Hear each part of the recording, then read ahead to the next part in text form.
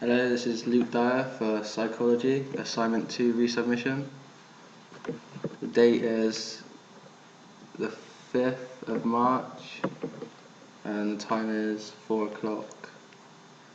My course is Sports Development, Coaching and Fitness, Year 2.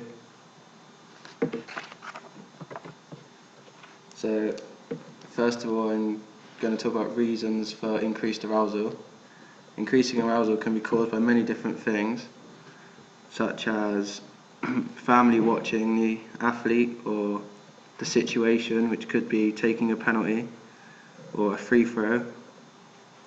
It could be a scout watching them, or someone from a better team trying to sign them. For example, someone from Man United looking at someone from Norwich. The example I'm going to use is, again, Ronaldinho taking his penalty.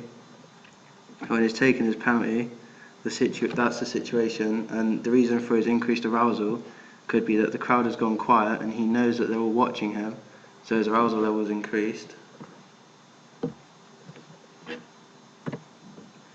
Next is different types of sport.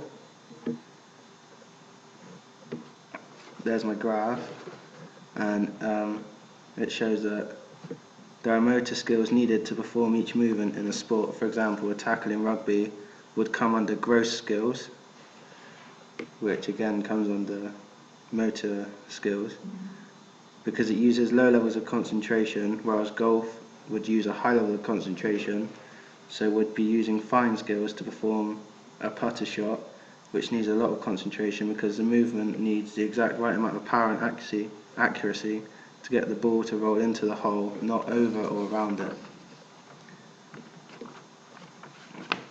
So motor skills can be broken down into gross skills or fine skills, and I've given examples. Next is the level of performer. This is either novice or elite. As you can see from the table, I've got novice in the middle with low levels of arousal, intermediate with medium levels of arousal, and elite with a high level of arousal. So this graph shows the progression in their chosen sport and the arousal to fit the level of performance. For example, Dwight Howard would have started playing for his high school at a novice level, where his level of arousal would have been fairly low.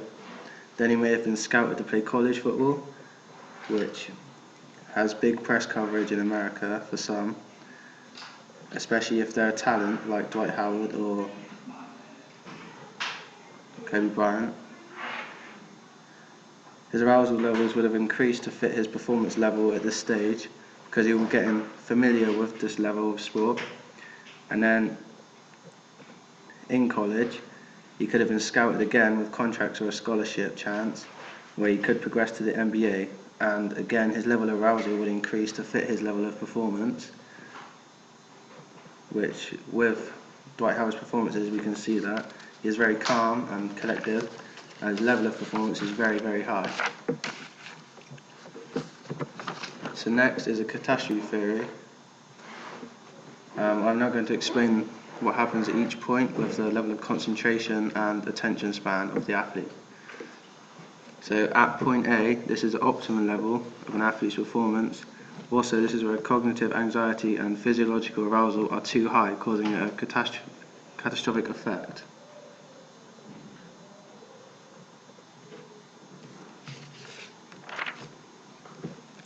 Their concentration level at this point would be at its best.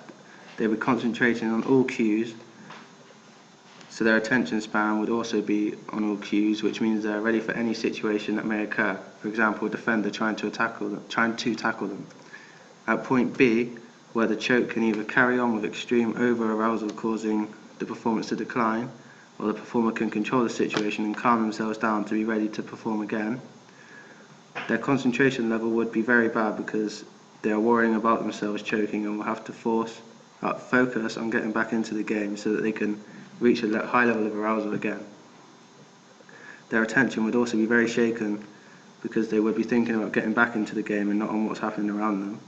Depending on their personality, their concentration and attention span would either be very high or very low, because they could either be motivated to get back into the optimal arousal level so they're concentrating on everything around them, or they could be very demotivated because of their performance, and the choke could have made them not want to play anymore or not concentrate, so their level of performance would be very low.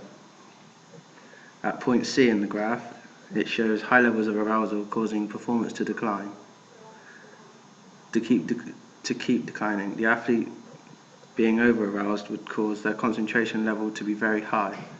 However, their attention to be very wild, because they would be concentrating on one cue and their attention would be completely off. So if a team member calls for a pass, the player would not have the correct attention span to notice the other player, so would not make the pass.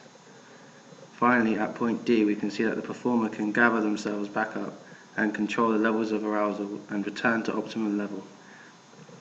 Both the levels of concentration and attention would be high because they are focusing on gathering themselves so they can play at the same level of arousal and performance again. The definition of choking is the whole process that leads to decreased performance, not just the decreased performance itself. Thank you for listening.